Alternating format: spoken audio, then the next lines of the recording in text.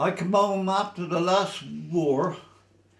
I went away when I was 18, I came back when I was 23 and a half, and I was bloody lucky to get back.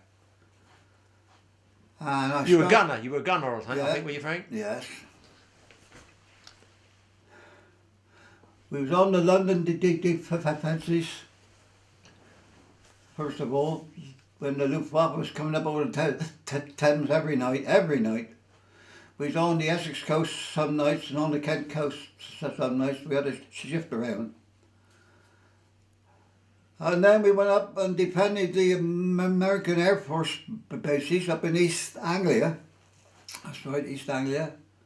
And that's the best spell I ever had. We had good food up there and everything was completely different. And after that we began to train for D-Day. And we got loaded up into the tank loading craft on Tilbury Dock, that's right, Tilbury Dock. We was inside the barbed wire for 6 weeks. We weren't allowed to ride over anything at all. Everything was hush hush. Anyhow, we went into our march and got as far as Bayeux, and Hitler had 3 Panzer divisions there. We was trying to reach Caen, but we just couldn't reach Caen. We dug in there for 6 weeks, and that was rough going. Anyway, to cut a long story short, General Patton, he broke through on the right flank of us, and that caused the Panzers, that frightened the life out of they could see they were going to get in circles, so they all began to withdraw on the Falaise Road, and that's now known as the Falaise Gap.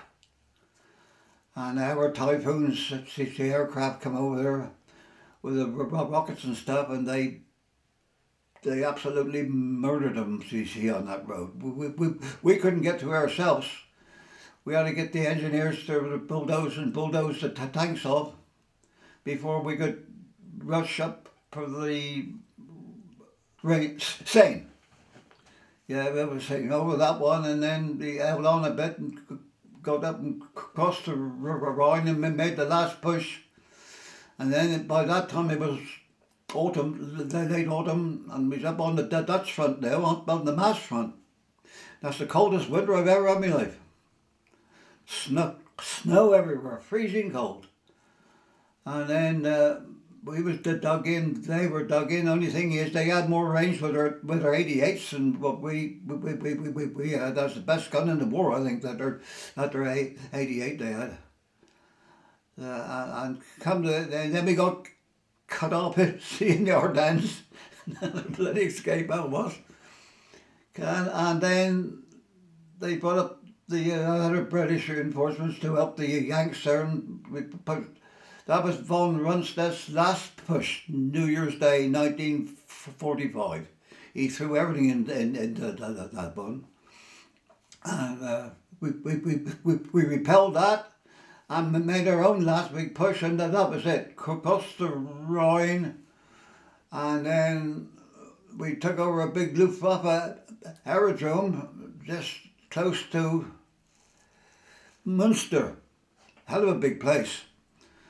And in that aerodrome, all the barracks and staff had been occupied by the displaced persons by now. There was, I don't know, thousands of Russians there, displaced workers, and thousands of Poles. And then we had a problem then. I didn't like the job at all. We had to take them back into Russia and Poland in these old German trains. You could walk as fast as they went, nearly. There wasn't no glass left in the carriages, wood seats. But they were delighted going home. But I didn't like that job at all, because you could see a bit of friction then between us and them, because they were going out night time out, having their own back on the Germans, and we was trying to stop that. So you could see friction there at once.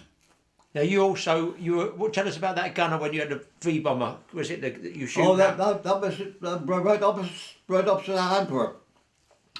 We were on the Dutch side of the Scheldt, and we were dug in right in the top of the dike there.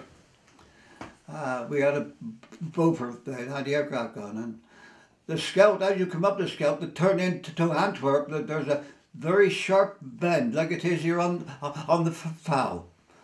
And that's the first big port we took intact.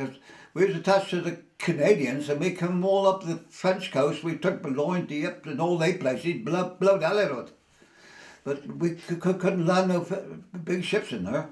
But Antwerp, you could put 8,000-ton ships in there, so we were desperate to keep that port, and they were desperate to stop the ships going up on that turn. So they aimed hundreds and hundreds of V1s to drop on that turn, hoping they was going to hit a ship. So, well, we shot down, I don't know what we didn't shoot down, bloody hundreds of them.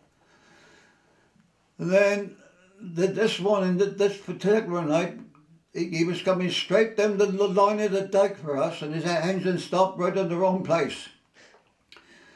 So we stopped the gun, we abandoned the gun, and dived in the gun pit. Oh, with that, my God, that was it.